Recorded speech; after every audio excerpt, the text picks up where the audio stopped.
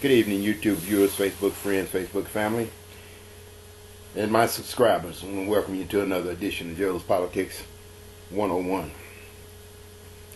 Or that old saying, life's a bee, and then you die. That's something. I watched that that Republican debate last night, which was February the 25th. And I want to tell you, it was something. It was a fiasco. I mean, this thing done whittled down to what, 5 people now, and they like bulls in a china closet at each other. Just watching Marco Rubio, Donald Trump, and Ted Cruz. You know, these 3 people is just, they preposterous. I mean, you know, what they did on that stage last night on that CNN debate was ridiculous. I mean, it shows just how ignorant and stupid this group of politicians are. You know, Trump can say, well, I'm not a politician. He's involved in it. Okay. You got Marco Rubio, who's everything that he says is said with, we got a president that's weak and he is this and he is that and he's not going to do this. If I'm the president of the United States, I'm going to make sure that everybody understands that they don't mess with the USA.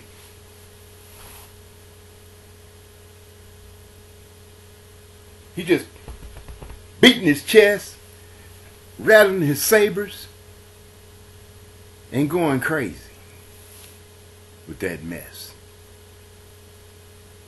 You know, Ted Cruz over on the other side talking about conservatives, how conservative everything should be. You know, what the hell do conservatism have to do with becoming president of the United States? Like I said in a video in the past, we all are conservatives in situations. You have to be a conservative to survive in life, period. So that means everybody is basically a conservative. And you want to do all these labels, liberal, this, that, and another, go ahead. Have at it. You know, you want to be a democratic socialist, you want to be this, you want to be that, have at it. I have one theory. I'm an American. And I just so happen to believe in democracy. And the democracy that I see comes under the umbrella of the Democratic Party. That's how I look at it. Okay? The democracy that I see under the Republican Party is not democracy. It's something between some kind of totalitarian rule and exclusionary policies that make it possible to exclude people on the basis of finances, equality, and rights.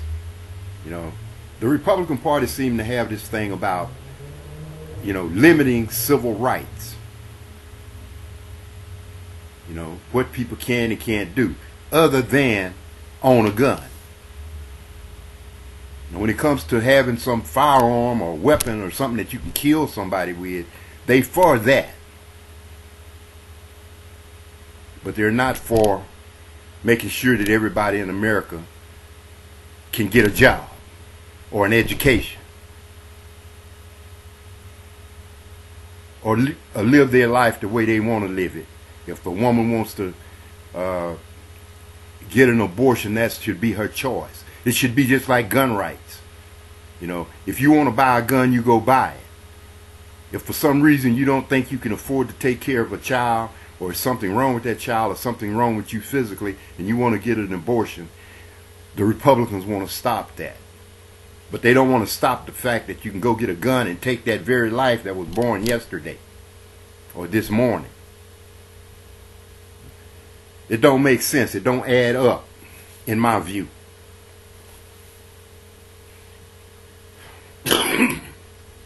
Now, this saber rattling, and especially with Marco Rubio, because it seems like everything that comes out of his mouth seems to have something to do with war and President Obama. Let me just talk about President Obama for a minute. First and foremost, this is my opinion, and I've never heard President Obama talking about bombing anybody or doing this or invading any countries or anything like that. I've never heard him talk about that, even when he was campaigning for his first term. First off, that's something that you really shouldn't be putting out, what you're going to do. Because when you're talking about what you're going to do, it's like the little boy on the corner who think he's bad and threatening and talking all kind of mess, and then the bully come along and beat the crap out of it. That's what that kind of hits me as. But President Obama is the President of the United States. He's the commander-in-chief of our military. He has a responsibility to keep them safe, to keep our country safe, and to do the right thing. Do the right things and not make mistakes in doing those right things. Number one, as far as I'm concerned with President Obama, let someone do something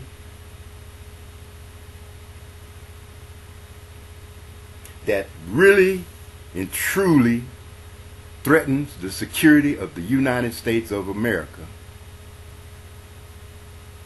and see what he does. See how that play out for whoever it might be that's threatening the security of the United States of America. Number two,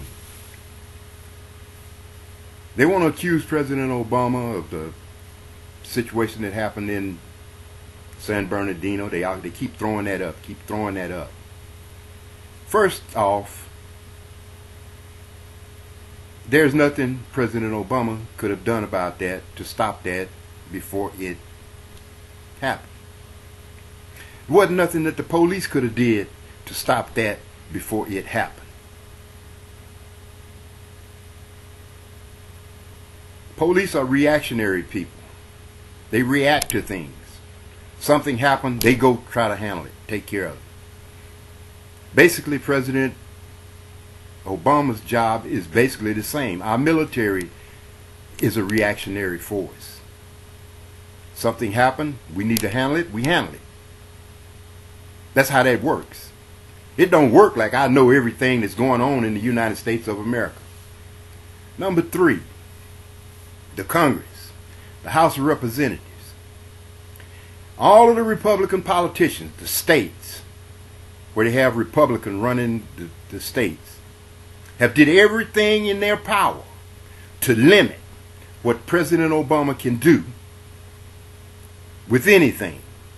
The Congress have just basically shut down anything that he wants to try to do. That's from getting a budget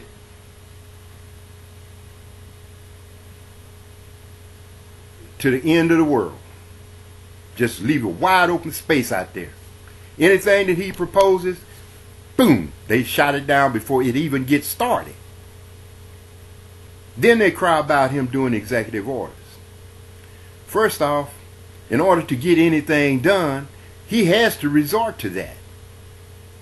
Because the Republican Party, people in the Republican Party, the representatives of the Republican Party in our Congress, in our House of Representatives, are dead set, bound and determined to never ever let this president, who is a dark-skinned person, get anything accomplished that would benefit the poor people of the United States of America. That's just the bottom line. Mitch McConnell said it in the beginning. Mike Pence and all of that group that was there then, Eric Cantor, Paul Ryan, all of those people said it on day one. This president will never ever get anything. You know why? Because of the color of his skin. That's why. The color of his skin. They tried to down him, tried to put him as not being an American citizen. They did all this. Even one of the candidates that's running for president now, Donald Trump, he was the main issue behind the whole thing. Ted Cruz and all of them, you know, they were right in there too. Not as verbal and wide open about it as the rest of them was, but they were right in there with it. You know, saying that he didn't deserve to be the president. He's weak. He's this. He's that. You don't know Obama. You just think you know who he is. You let something happen that require him to come to some grips with having to use the military of the United States against somebody that have done something to provoke the United States. You'd be surprised at what you will get. And you may not want what you will get from him. You know, but he's a cautionary man. He's very cautious in what he do. He understands that people like me, who come from the poor middle class group of people, is the ones that he's going to be sending to war. That rich boy ain't going. Donald Trump never was in the military. Marco Rubio was not in the military. Ted Cruz, was Ted Cruz in the military? Did he go to war somewhere? I don't think so.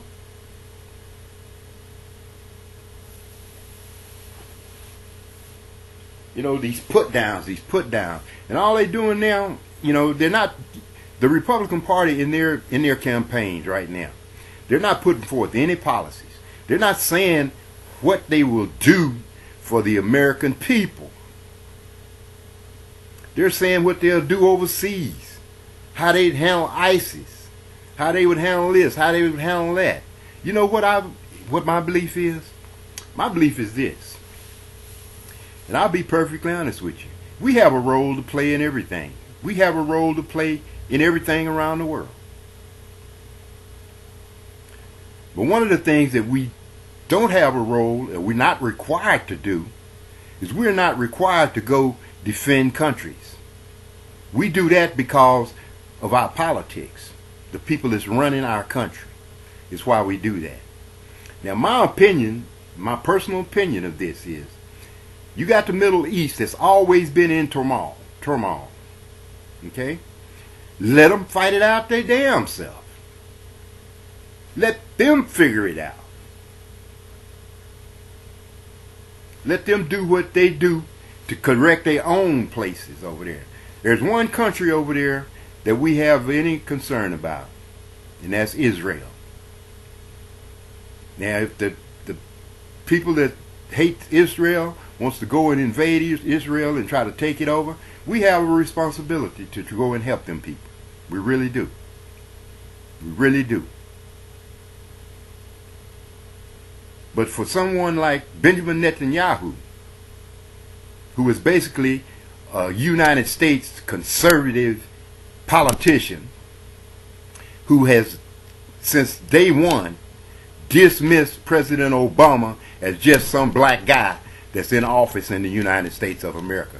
He's treating, you know, they got a word that they use in Europe, especially South Africa and those people in that area. They call it caca. That's the African word for the N word. And from my point of view, that's what Benjamin Netanyahu see President Obama as. Just another N in office who happened to get in the office in the United States, which wasn't supposed to ever happen as far as he's concerned and the Republican Party is concerned. He's dismissed President Obama as a nothing, as a nobody.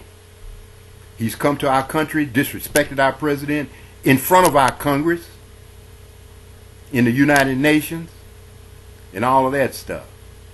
People talk about Obama being weak. Obama is not weak. You don't know how he deal with Putin. You don't know how he deal with Netanyahu. You don't know how he deal with other countries. I want to thank you for watching this YouTube video. God bless you. God bless America. Ciao.